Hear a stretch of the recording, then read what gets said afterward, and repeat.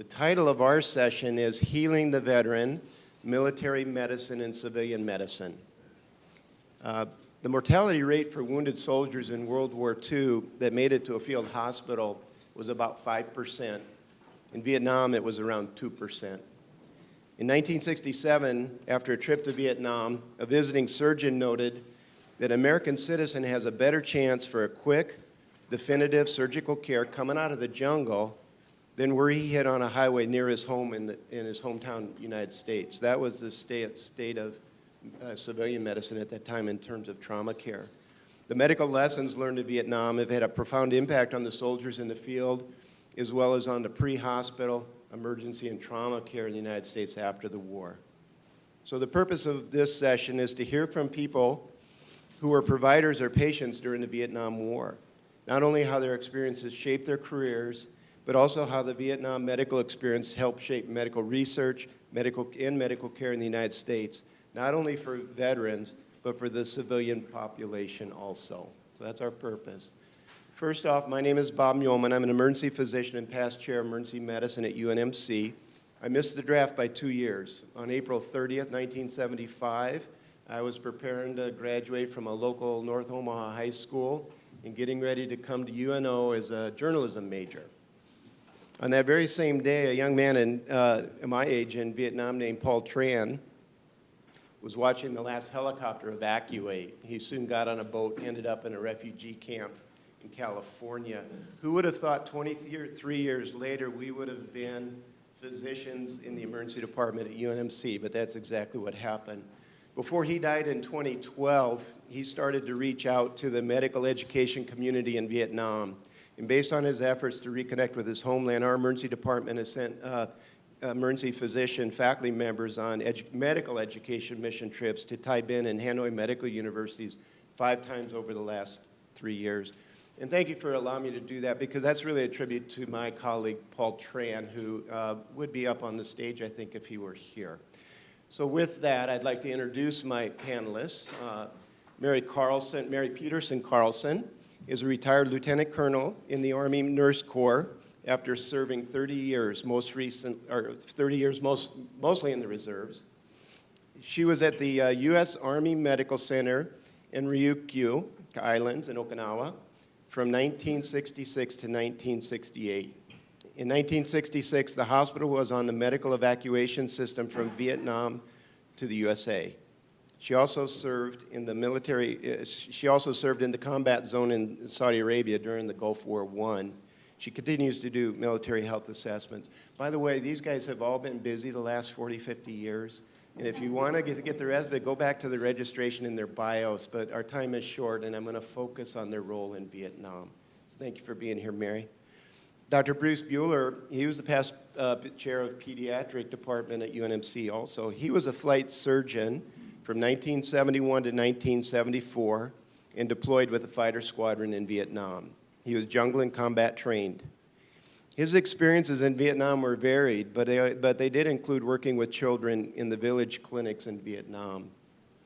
Next to Bruce is Dr. Kendall McNabney, past chair of emergency medicine at Truman Medical Center in Kansas City.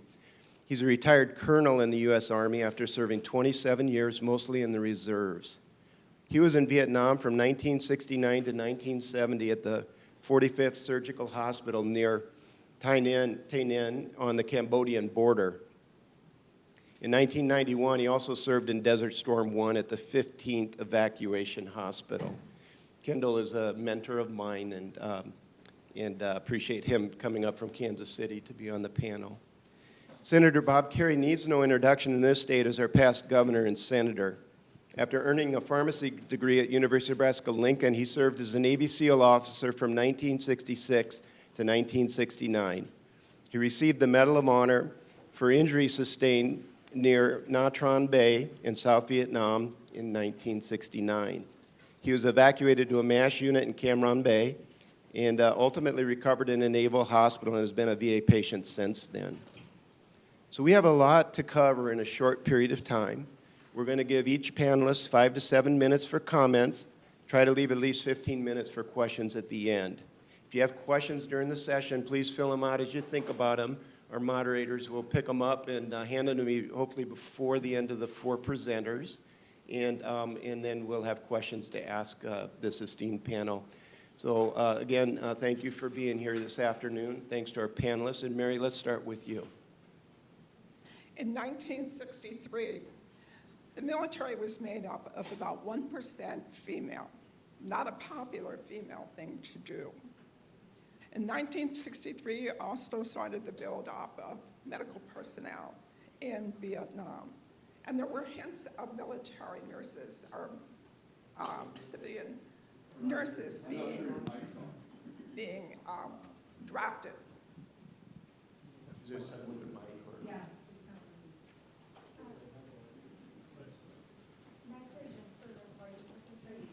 On.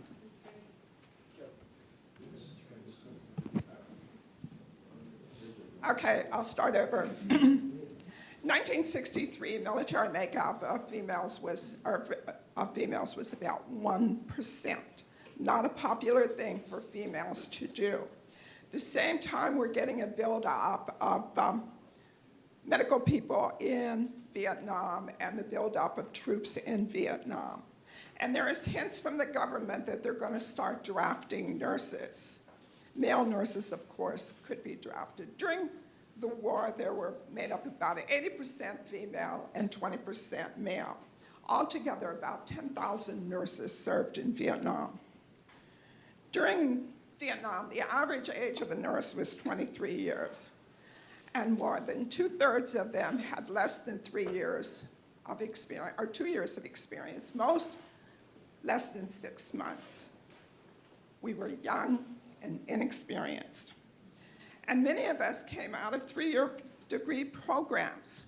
And interestingly enough, us that came out of that, we were used to staffing a hospital. I mean, the schools of nursing were connected with hospitals, many places, and we were counted as staff. So 20 patients a night was kind of a routine. What was our goal for signing up? We wanted to support our wounded soldiers and ill soldiers. Military medicine is a makeup of the corpsmen and medics, nurses and doctors, all working together as a team to care for the wounded and the ill soldiers. 2 of us signed up from my School of Nursing. We graduated in August of 1964, passed state boards. In February '65, I was driving with my colleague to Fort Sam Houston. We got there, the first thing they did, well, they've shortened the course now, so instead of 3 months, it's now 2 months to hurry us through. They gave us our uniforms. They taught us how to march and be soldiers and salute. But they also took us out to the field and taught us about emergency field medicine, doing compresses and splinting, and putting us through the gas chamber, which you had to get your gas mask on and then take it off and state name, rank, serial number, and get out as you were burning. But back in the lab, we were also, and this is protested today, but it was very valuable then, we were taught how to do trachs on goats and how to debride gunshot wounds. Besides this, they clearly informed and indoctrinated us that we were the ones going to the stateside hospitals and relieving all those experienced nurses. Well, that always didn't work that way. My friend Jane, my colleague, was sent to Fort Riley, Kansas, and she was assigned with the 93rd Attack. She was deployed September 1965. It was deployed to Vietnam, and she was taken on a 2-week cruise on the Gerald Simon B. Buckner naval ship. A cruise it was. Got to Vietnam and then was airlifted to Ben Hoi Air Base near Saigon. And they waited on the medical supplies coming. And by December 1st at Long Binh, they set up the 93rd Evac Hospital. The 159th engineers had gone in and built permanent buildings for them. They were still living in tents, but after that, buildings were more permanent. But the living in tents was bugs, heat, and all the discomforts, working 12 hours a day. This was Evac Hospital, so after the patients had gone through the frontline surgical hospitals, then it came back to an Evac hospital, and that'll be talked about later. She put in her 12 months and got out and did civilian nursing, and later died of lung cancer. I was sent to William Beaumont General Hospital, and my first day, I faced the chief nurse who told me that I was going to be working labor and delivery. And I immediately said to her, she couldn't do that to me, and she says, why not? And I said, well, you're gonna have babies in bed.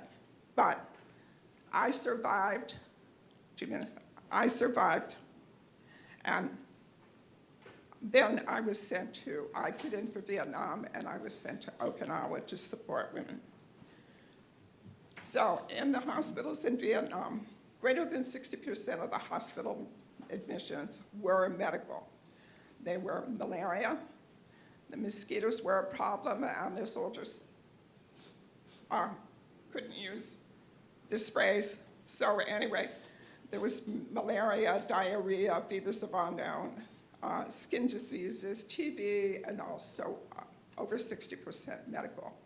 And these were taken care of in convalescent hospitals.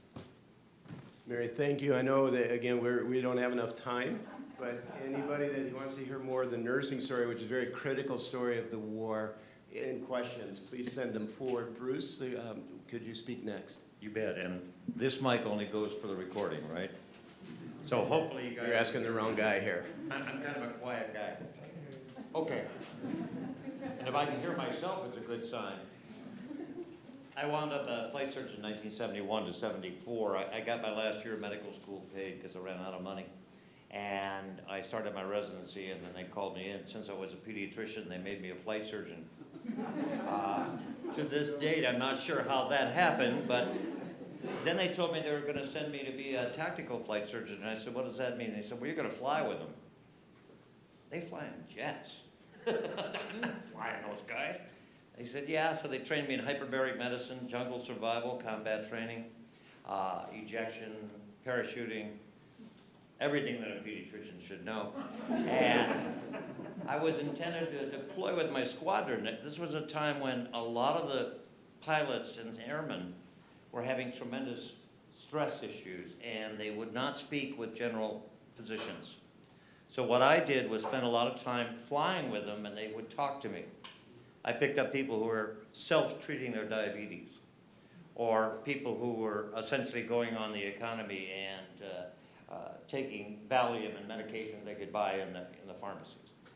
And I didn't get many that I couldn't help them so they could continue to fly, but no one realized in 71 what the stress level was. We actually had some pilots bomb our own runways because they got so stressed and confused. And we didn't know PTSD, it was just stress.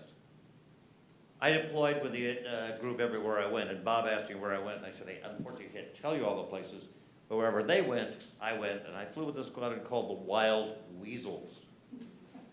And they were the 67th TAC fighter, and the Wild Weasels' job was to fly over SAM sites together and let them shoot a missile at you and then see where they were.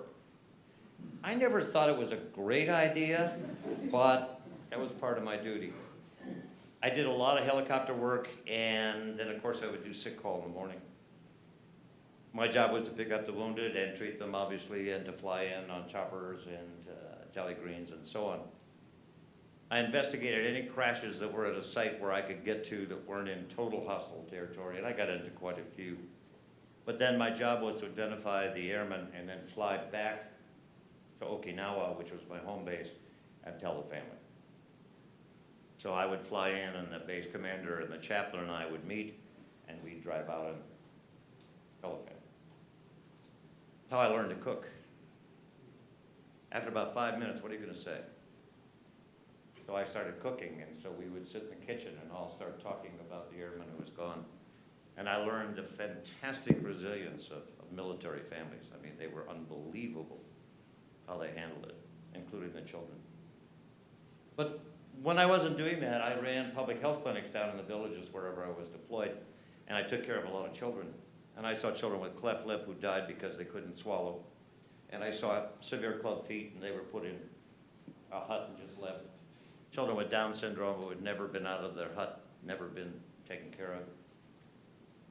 No education for any of the kids, heart disease, malnutrition. And it totally changed my thinking. And I said, I'm not going back and finish my surgery training. I'm going to go on and be a developmental geneticist. And I'm going to work with special needs kids. So I have worked with, I trained in '74. I've been active in practice 42 years. I just counted and I've seen 45,000 individuals with special needs. Many of those across the state of Nebraska. I do clinics in Kearney, Scottsbluff, North Platte for 35 years. And what I learned in Vietnam was the resilience of families, the power of the United States providing services because we care about children with special needs, and how far some of my patients, friends, and clients have come as I know them now as adults. So I want to thank the military for changing my life. Thank you, Bruce. Kendall? Okay, I guess I'm probably the senior citizen here. Because they didn't have me until I was fully trained as a surgeon. And nobody in my family had ever been in the military. It was inevitable that I was going to go in because I was a male and I had otherwise no health problems. So every year it kept getting deferred, and finally I volunteered to draft some different folks to draft me and volunteer. Here's the deal. You all want to know what's the difference between military medicine, especially military combat medicine, and what I had spent 10 years previously doing in the United States, and that is as follows. The first job I had, because I'd been teaching, was to go to Fort Campbell and supervise first-year surgery residents. And I thought, okay, this is just the same thing as I've been doing before. I wear a uniform, I come home for lunch, take call every third or fourth night, and then I got the orders. And this is when everything changed. It became the best year of my life professionally. When I got to Vietnam, the first night it was raining. It was a rainy season. It was just like you're applying for an office. You go up to Long Binh, and there would be a surgical advisor, and he would interview me for about an hour. I couldn't believe it. And he had all these records already. And he said, "We've got just a job for you. We've been waiting for you to get here." And I thought, oh. And but as it turns out, he was exactly right. I was sent to Tay Ninh Surgical Hospital at the Cambodian border. They even got to tell me the two surgeons before me had been killed there. And so we slept underground. Everybody slept underground, which was nice, actually, because it was dry, and they had a fan, and you could sleep. Well, I'm not going to go on and tell any war stories, other than the fact that the contrast between what civilian medicine was like was basically all emergencies and tragedies were handled by people that were on call. And most emergency rooms in the 60s weren't even occupied by physicians, unless it was a teaching hospital. But when you are in a MASH hospital, it's 24 hours a day. the camaraderie that you develop. I knew people that I worked with better than I knew my wife. I mean, it was just the conversation and the camaraderie that you developed. It was wonderful. It was the best. The military is the best EMS system in the world. I'll repeat that. Compared to in the 60s of what was going on in the United States, the helicopter system that you're talking about in combat, the whole thrust, I mean, it's unlimited effort. I mean, just think about it, sending 4 people to get 1. It's biblical, you know, it's biblical. It's leaving the 99 and 9, or the shepherd leaving the 99 and 9 to go get the 1 flock. And they did that night after night after night.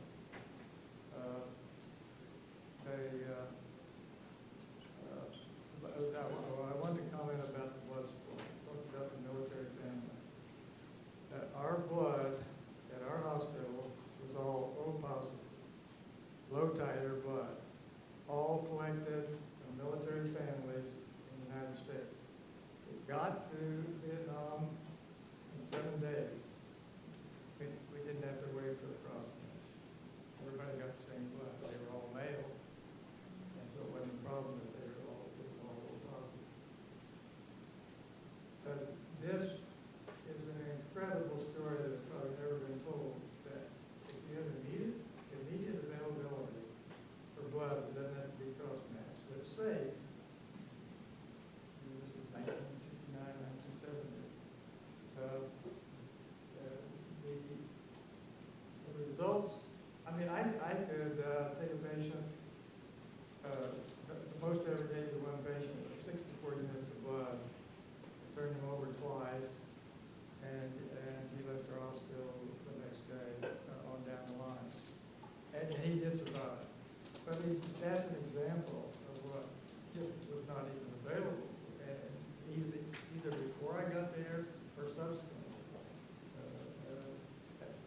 That's just an example of the unknown story about what our military families were doing kind of in that dirty little war that nobody seemed to want to take a claim to. But it was the greatest year of my life. When I got home, I moved job back, I was chief of trauma. He said, oh, by the way, that includes the emergency room. So this is how Dr. Neal and I mentioned enough about started emergency medicine residency in 1973, which is wonderful. But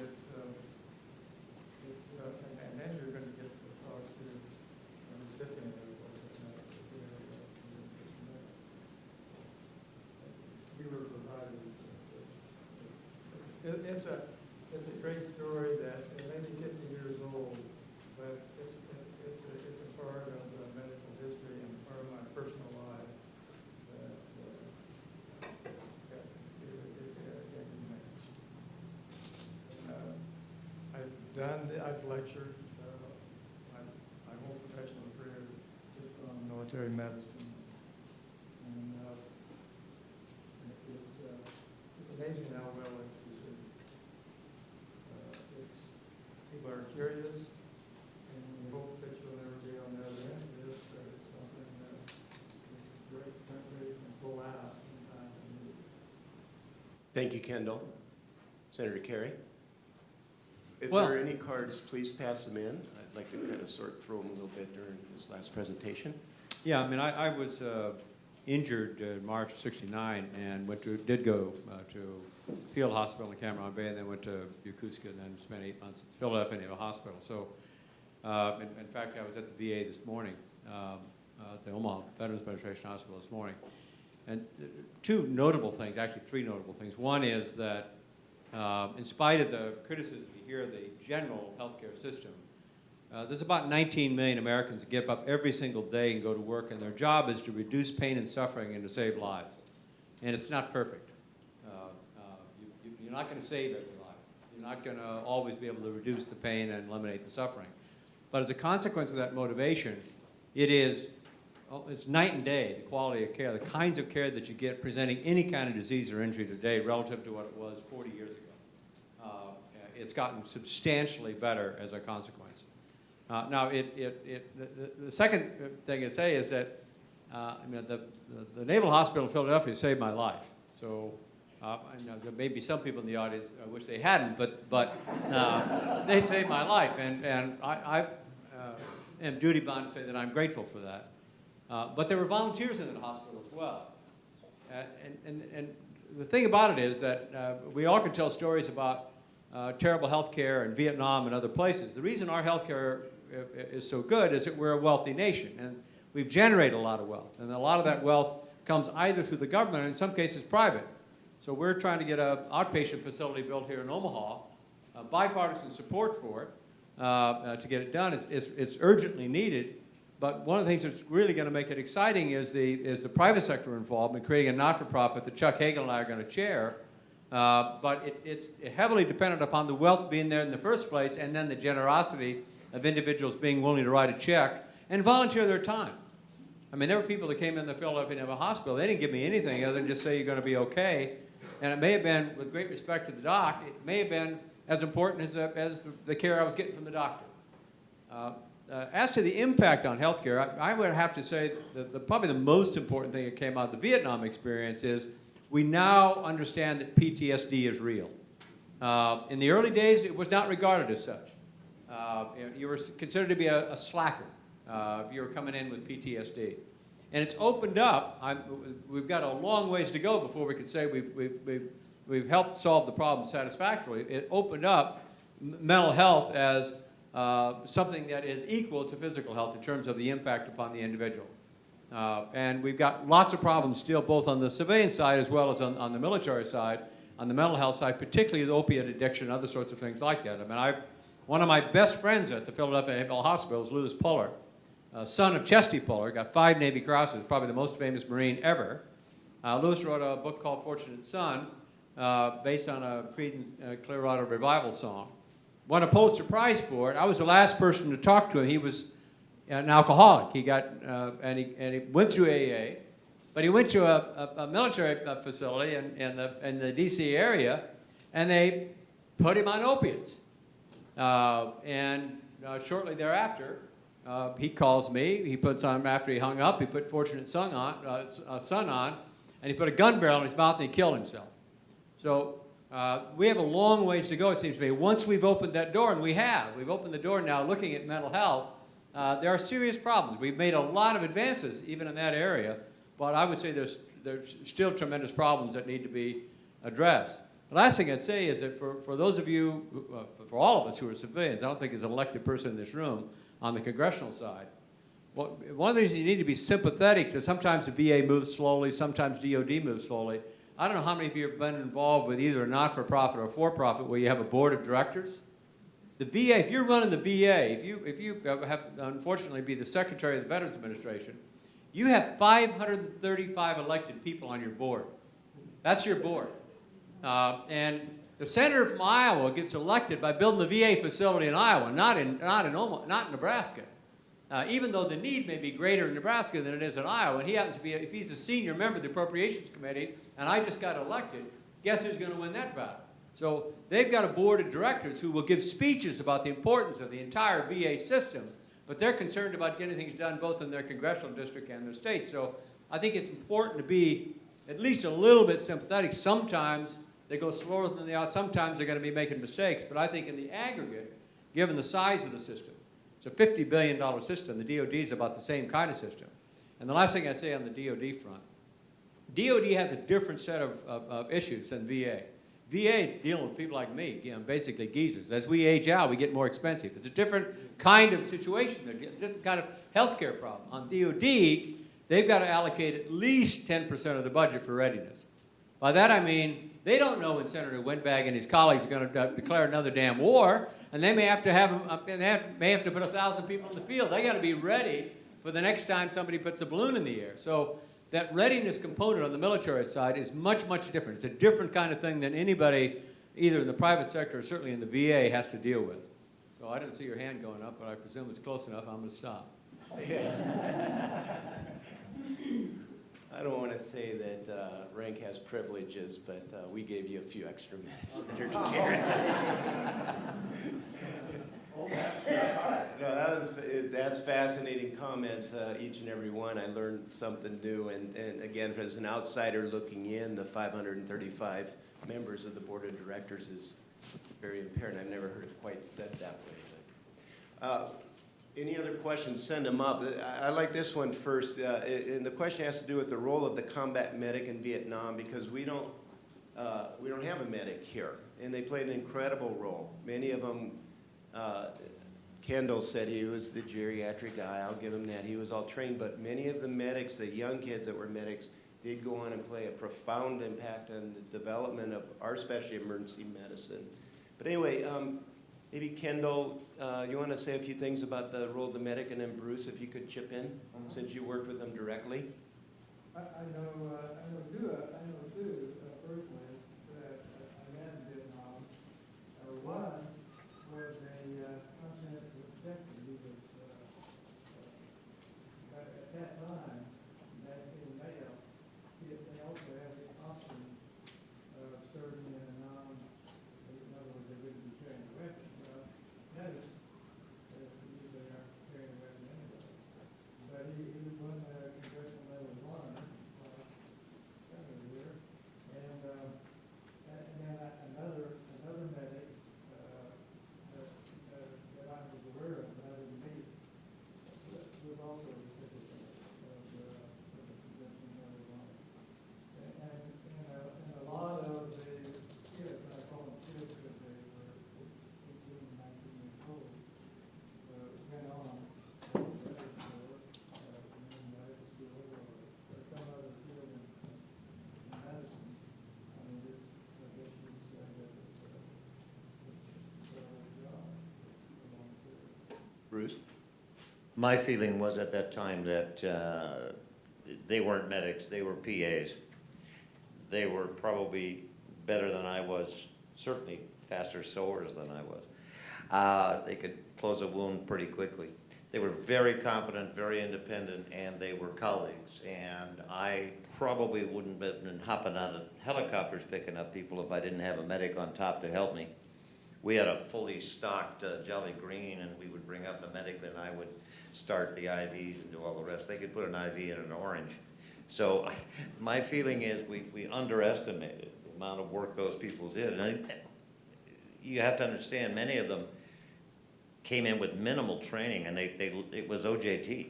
They learned on the job. And, you know, the first time you jump out of a chopper, it's the same story. Why would you jump out of an airplane to parachute? I mean, it's a good airplane. But there was no issue. So the same as Ken, I'm very pleased that so many went on and developed the PA program, actually, and have been tremendous support, at least to the state of Nebraska, where many of the rural communities are served by physician assistants and former military.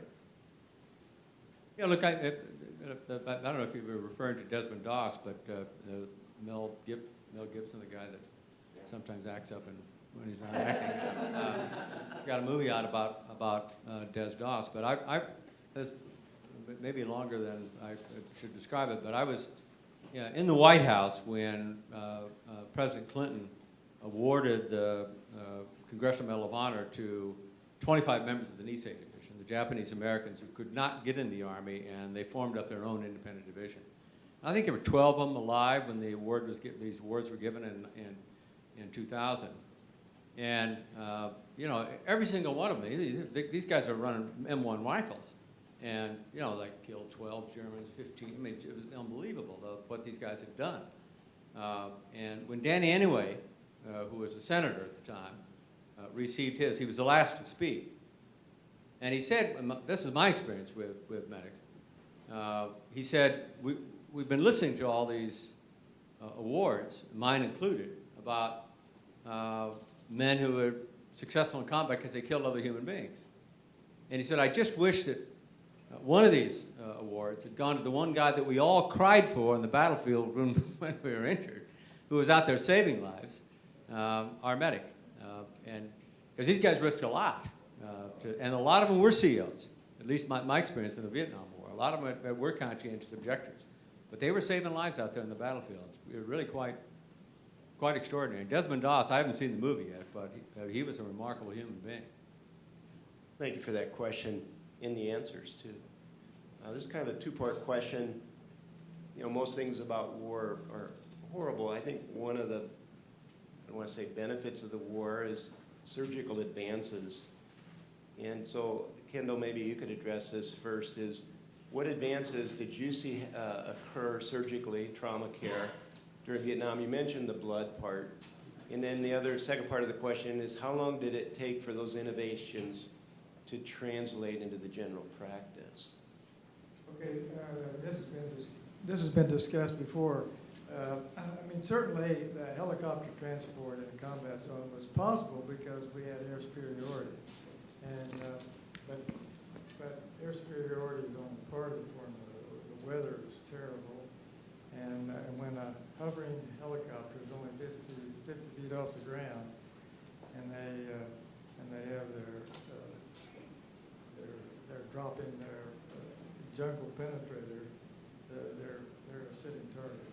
You can knock them down probably with a handgun if you hit the right person.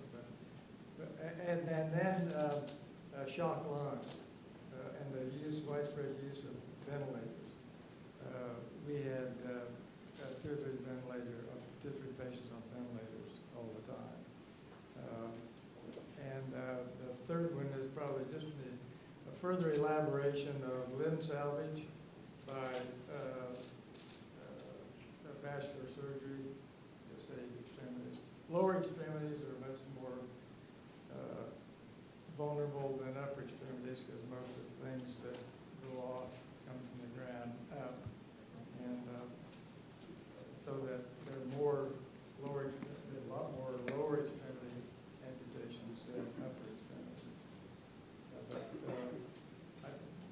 And I don't know whether there's ever been a consensus on what the beating were. It's got to help that you can't sue your medic, right? No, That helps. we can try. One of the things we learned, which was amazing to me, was crisis, and most of you've never heard of it.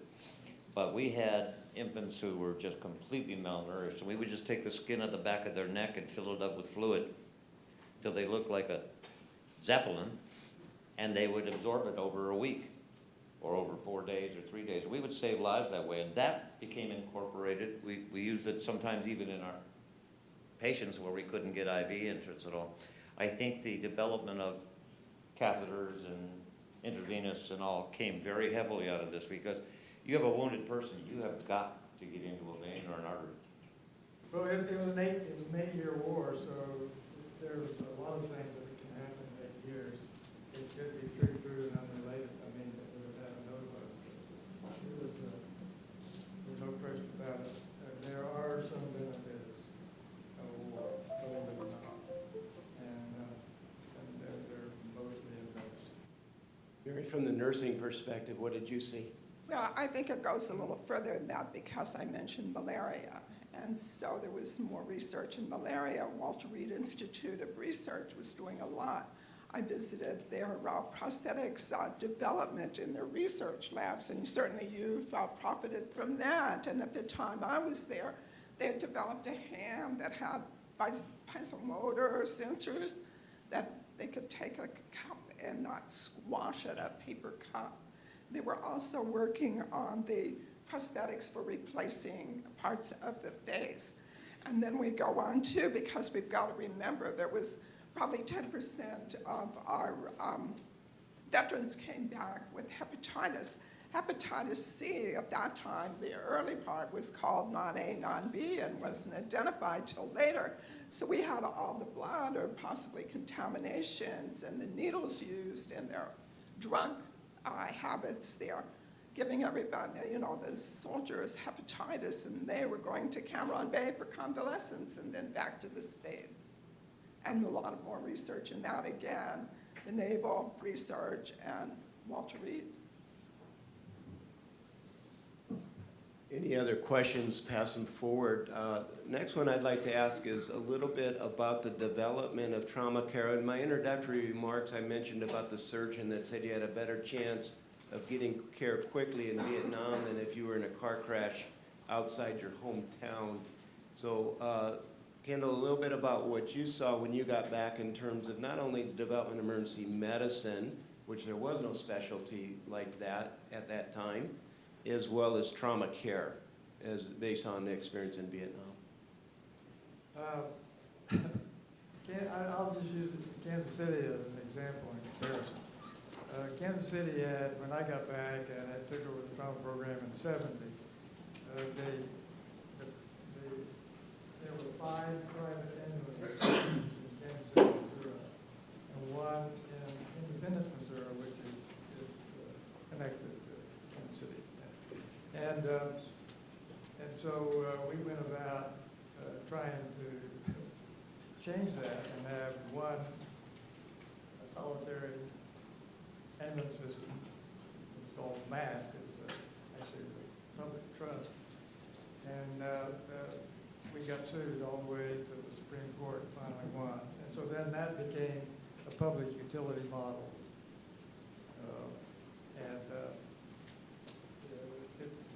We're fighting over the same issues now. There's some things that just have to be extremely efficient and not competitive. Like when you have a car crash out on the highway, there might be 2 or 3 tow trucks show up before the police or ambulance get there. I mean, there's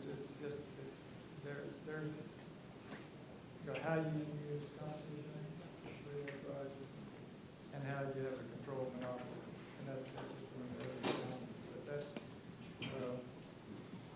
I don't think it's a very helpful comparison, frankly. I mean, if I got a battalion of men going on an Optin out, I got a pretty good chance I'm going to need some emergency people out there. I don't know what the accident's going to happen on I-80 today. I mean, so but if I've got a live operation in the field, there's a pretty good chance I'm going to be bringing people back into the MASH unit that night. I think the other thing that Kendall doesn't take credit for is an emergency room today is not 1 ER doc. You have a neurosurgeon, an orthopedist. You have 24/7 staffing. It was never considered when I came back to have doctors on call 24 hours a day in the specialties you needed. And so the care level has gone up extensively. Bob, I don't know if your comment would be the same, but I think it's the same model. I don't know where I-80 is going to happen, but if they bring them, I want to have all those people there. I mean, just name a disease, name an injury today. The treatment today is vastly better than it was 40 years ago, 50 years. I just had my shoulder injured on doing something stupid on a bicycle, and it's a permanently disabling injury if I had it 25 years ago. Right. So it's I walked out of the hospital in Philadelphia on a very large, heavy wooden leg, and I got fitted out today with graphite. So it's not. I mean, and the changes are not typically instantaneous. They're just gradual. As I said before, it begins with 19 million men and women whose life work is to reduce pain and suffering and save lives, which is, to put it mildly, not an easy, I would say, occupation selection. So, and as a consequence of that motivation and the private sector giving that occurs on the side, we've made tremendous progress, and it's apt to be 25 years from now where we'll look back on the way we're doing surgeries and the way we're treating diseases, and we're going to say it looks barbaric compared to what we're doing today. There was a question a little bit, I don't know about if anybody knows it, but I'll ask it about any advances coming out of today's military experience. I'm going to maybe pass on that. There are a lot. I don't know if... Well, I would like to see us do more in the area of research, but if you look at what we're doing today, both at DOD and VA with sensors, with materials, I think you're going to see, particularly maybe the biggest impact that comes out of DOD and VAs, particularly DODs, have to be in the technology area, where they're, again, because of the sense of urgency. It's a different sense of urgency that you have on the civilian side when you're trying to prepare to be ready for combat or to operate in combat, especially what we're doing. We've been at war for 15 years with men and women deploying constantly into theater. So they've got a much different set of circumstances. They operate with much more urgency, and they are you don't find a lot of people in the DoD system in particular who are not friendly to technology.